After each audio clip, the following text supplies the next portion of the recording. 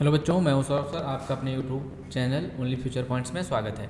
आज देखिए मैं बताने वाला हूं मैथ क्लास 10th में कौन कौन से ऐसे टॉपिक हैं जो तुम्हें आपको पढ़ना चाहिए। इंपॉर्टेंट टॉपिक हैं जिस पर हर बच्चे को अधिक से अधिक ध्यान देना चाहिए।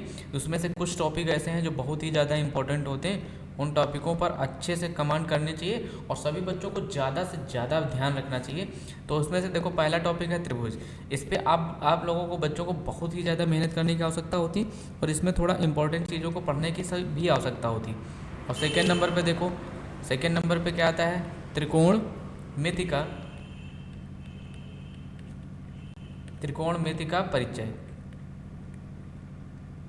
त्रिकोणमिति का परिचय, देखो त्रिकोणमिति का परिचय ये इंपॉर्टेंट टॉपिक होता है सेकंड नंबर, जो कि हर बच्चे को बहुत ही ज़्यादा मेहनत करने की आवश्यकता होती है इस पर, क्योंकि बच्चा बाद में ध्यान नहीं देता है और त्रिकोणमिति नहीं पढ़ता है तो फिर बाद में दिक्कत ये हो जाती है कि फ्यूचर में जब कभी भी उसे 11th या 12th में मैथ वगैरह लेना होता है तो उसमें फिर दिक्कत जाती है बच्चों को पढ़ने में।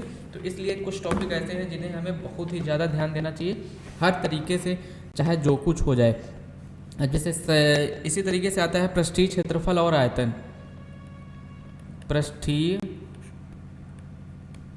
क्षेत्रफल और आयतन।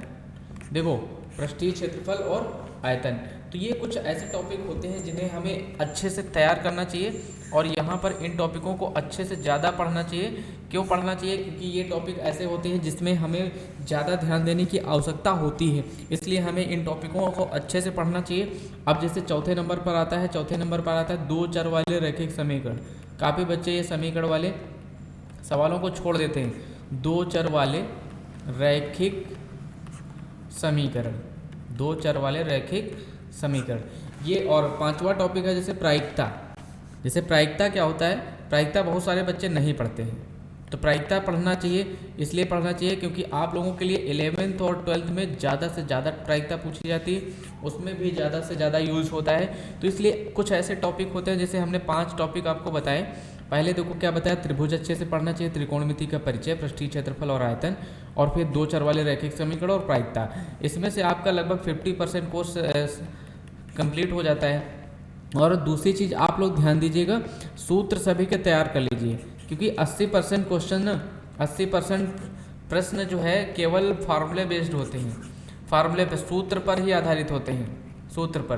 तो 80% जो प्रश्न आएंगे सूत्र पर होते हैं।